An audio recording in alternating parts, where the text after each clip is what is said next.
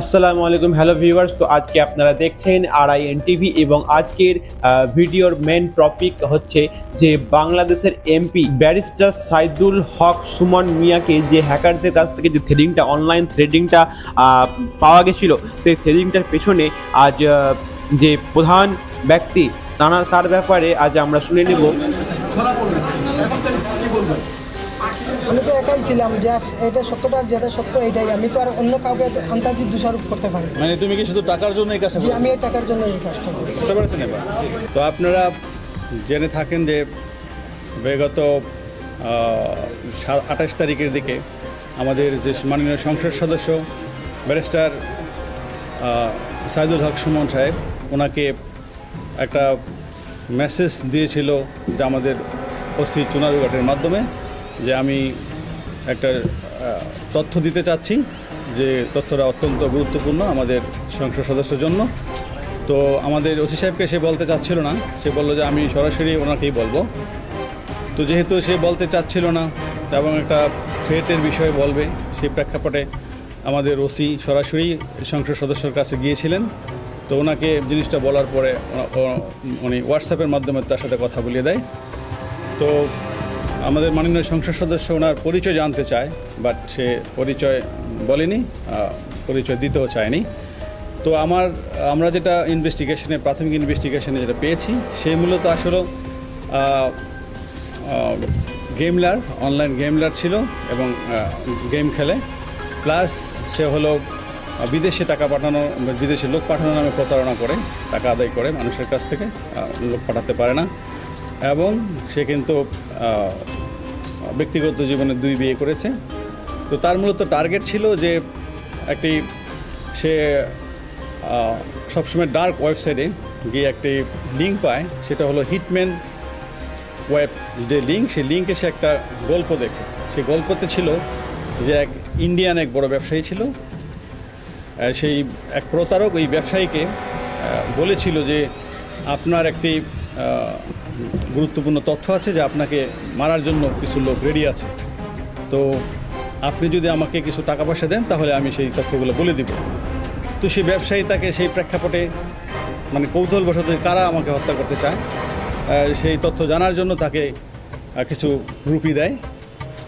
তো সেই প্রায় 2-3 লক্ষ রুপি দেয়। দেওয়ার পরে তখন সে তো প্রতারক, তখন ওই ব্যক্তি কী করে, সে আবার তার মোবাইল থেকে সে চলে আসে, মানে অফলাইনে চলে আসে এবং তার সব কিছু বন্ধ করে দেয়।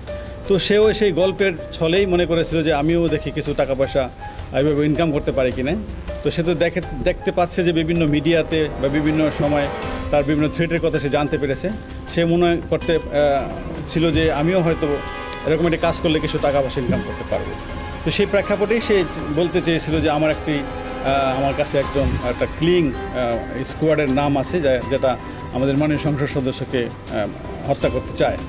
তো সেই প্রেক্ষাপটেই কিন্তু সে একটা নাটক সাজিয়েছিল এবং সেটা আমাদের কাছে স্বীকারও করেছে।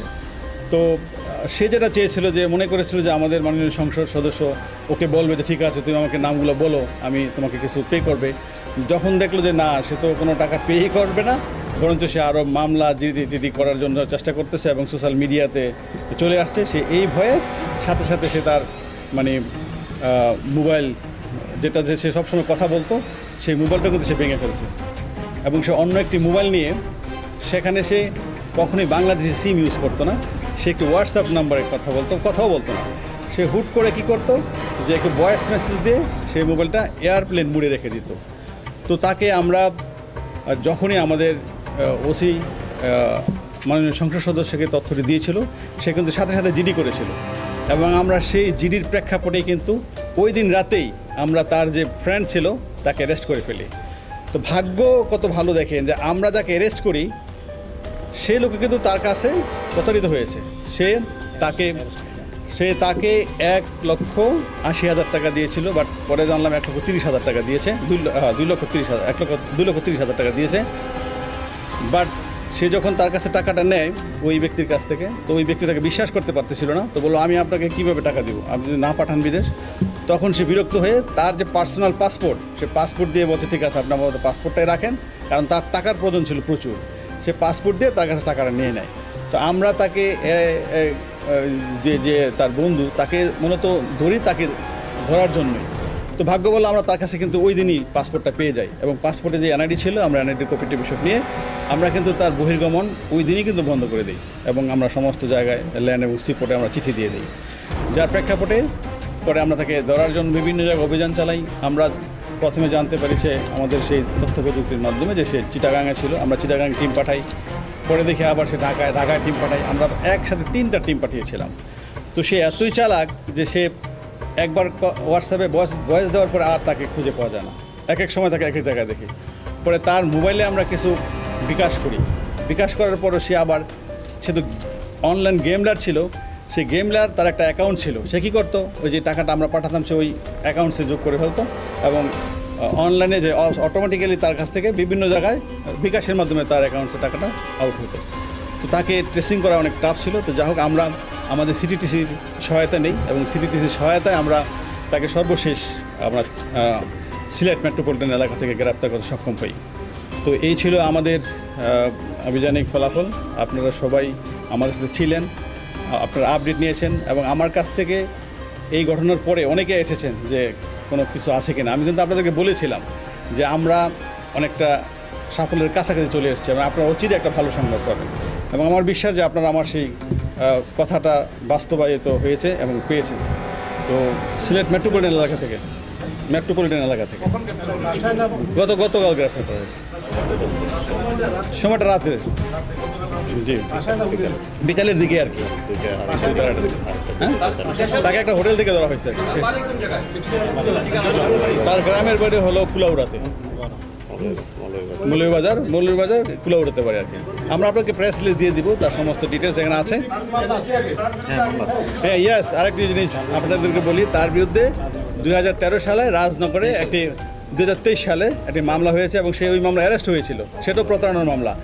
এবং আরেকটি মামলা এই নবীগঞ্জে হয়েছে, তার বিরুদ্ধে 2টি মামলা আছে, 2টি প্রতারণার মামলা। অর্থাৎ সে কিন্তু প্রতারণা করেই তার জীবন চালিত করে। এবং আরেকটি জিনিস হলো, সে ওমানে গিয়েছিল, বিদেশ থেকে এসে বিভিন্ন জনের কাছ থেকে টাকা পয়সা নিয়ে বিদেশ পাঠাবে বলে সে যখন আরেকটা প্রতারকের কাছে পড়েছিল, তার কাছে সেই প্রতারক আবার কিছু টাকা পয়সা নিয়ে চলে গিয়েছিল। যার প্রেক্ষাপটে সে একসময় ইন্ডিয়াতেও পালিয়ে গিয়েছিল। ইন্ডিয়াতে সে 1 বছর থাকার পরে আবার দেশে এসে আবার সে মনে করেন প্রতারণার কাজে ব্যস্ত হয়ে গেছে। শুনি না, তারপরও আমরা মানে সেটা প্রতারণার মিশনে সে একাই, তাকে সে কিন্তু আমাদেরকে হেল্প করেছে তাকে ধরার ক্ষেত্রে। হ্যাঁ, সে ভুক্তভোগী, সে নিজেও ভুক্তভোগী। আমরা তার বিরুদ্ধে মামলা নিচ্ছি, এবং আমরা তাকে রিমান্ডে আনবো। রিমান্ডে আনার পরে আরও যদি কিছু থাকে, আমরা জিনিসটা কিন্তু খুব সিনসিয়ারলি নিয়েছি। সেটাই আমরা কিন্তু অনেক মানে তার যে কথাবার্তা আমরা তো বুঝতেছি যে কোন অ্যাঙ্গেলে কীভাবে বলতেছে। একটা কিলিং স্কোয়াড কিন্তু অন্যরকম জিনিস, সেটা কিন্তু আমরা বুঝি। তারপরে আমরা কিন্তু কোনো কিছুই মানে আমরা করতেছি না, হালকাভাবে নিচ্ছি না। আমরা গভীরভাবে তদন্ত করব, এবং তাকে আবার রিমান্ডে নিয়ে আসবো। আরও কিছু তথ্য আমরা যদি জানতে পারি আপনাদেরকে জানাবো।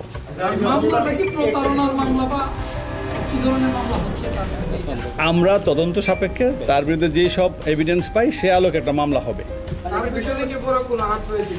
আমরা আপাতত জানতে পারছি কোনো হাত নেই, সে নিজেই না। তার তো আমাদের এখন তার বিরুদ্ধে 2টা মামলা অলরেডি আছে। তাকে আপাতত আমরা আমাদের যে নবীগঞ্জে একটা মামলা আছে, ওই মামলা থেকে অ্যারেস্ট করব, এবং তার বিরুদ্ধে আমাদের চুনারুঘাটার একটা মামলা হবে, সেই মামলায় তাকে আমরা পরবর্তী। এটা একটা প্রতারণার কৌশল। আমি মানে সে জাস্ট একটা কিছু টাকা ইনকাম করার জন্য সেই পলিসিটা নিয়েছিল আর কি, বাট সে ভাবতে পারে না যে এই পলিসি নিলে তার যে এরকম একটা অবস্থা হবে। একটি বিষয় হচ্ছে, গত 3 তারিখে আপনারা নিরাপত্তা, এই ঘটনাটা যেহেতু মানে এখন উদ্ঘাটিত হয়েছে এবং এটি যেহেতু প্রতারণা, এক্ষেত্রে তার নিরাপত্তার বিষয়টি আমাদের প্রভাব থাকে। আমরা আপাতত রাখছি, কারণ এমনিও তো তার বিরুদ্ধে হয়তো অনেকে অনেক কিছু চিন্তা করে। তার যেহেতু সে একটা সোশ্যাল মিডিয়া একটা ফেস, সে তো আমরা আপাতত তার প্রোটেকশনটা মানে তার গার্মেন্টটা রাখতেছি। যদি ভবিষ্যতে আমাদের কাছে মনে হয় যে না এখন সব কিছু ঠিকঠাক আছে, পিসফুল আছে, তাহলে আমরা অবশ্যই সেটা তার করবো, বাট আপাতত থাকবে।